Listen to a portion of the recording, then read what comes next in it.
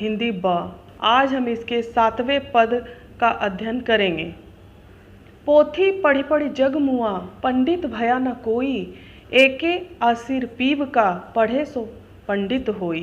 प्रस्तुत पंक्तियों में कबीरदास जी कहते हैं कि पोथी पढ़ी पढ़ी जग मुआ, पढ़ी पढ़ी यानी पढ़ना, मुआ यानी मरना।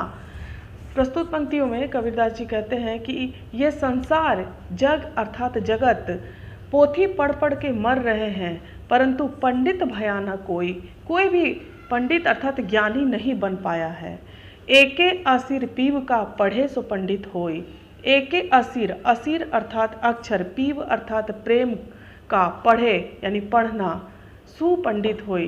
प्रस्तुत पंक्तियों में कबीरदास जी कहते हैं कि सिर्फ पोथी को पढ़ने से कोई प्रकांड पंडित या विद्वान नहीं कहला सकता है, ज्ञानी नहीं कहला सकता है। जब तक इंसान में भावनात्मक प्रेम का सृजन नहीं होगा, अर्थात प्रेम के अक्षर को नहीं पढ़ेंगे, तब तक वो ज्ञानी नहीं कहला सकते हैं, वो विद्वान नहीं कहला सकते हैं, वो पंडित नहीं कहला सकते हैं, अर्थात वो ज्ञानी नहीं कहला सकते हैं। तो सच्चा ज्ञान तभी प्राप्त हो सकता है जब मनुष्य के अंदर प्रेम, स्नेह हो, ममता हो और प्रेम की अनुभूति हो। तो कबीरदास जी यही कहते हैं कि सिर्फ पोथियों का ज्ञान मनुष्य को पूर्ण नहीं कर सकता है, पोथियों के ज्ञान के अलावा मनुष्य के अंदर प्रेम की भावना भी होनी चाहिए, तभी मनुष्य का ज्ञान संपूर्ण कहला सकता है। बच्चों, अब हम साखी के सबसे अंतिम पद की व्याख्या करेंगे। हम घर जाल्या आपना, लिया मुराड़ा हाथी, अब घर जालो तास का, जे चले हमारे साथी। हम घर जाल्या आपना, जाल्या अर्थात जलाना, आपना अर्थात अपना, मुराड़ा अर्थात मसाल, हाथी अर्थात हाथ में लेना। अब घर जालो तास का, जालो यानी जलाना।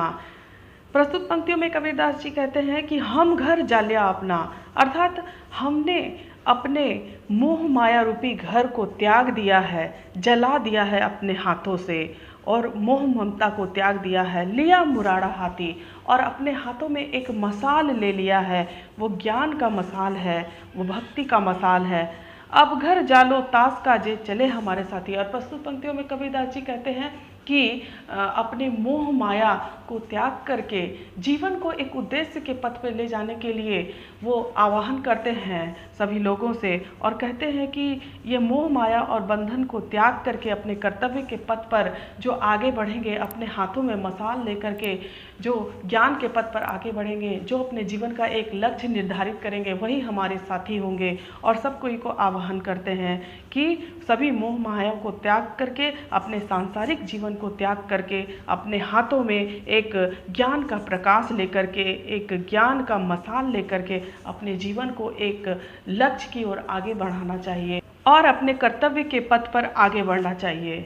तो बच्चों, इस प्रकार से हम लोग देखते हैं कि कक्षा 10 हिंदी ब में हिंदी में साखी कविता जो कि कबीरदास जी द्वारा रचित है, उसमें बहुत ही सहजता से और बहुत ही सुंदरता से बहुत ही ज्ञान भरी बातें हमें बताई गई हैं, और हमें इनका अनुसरण करना चाहिए, और जो आज भी प्रासंगिक है।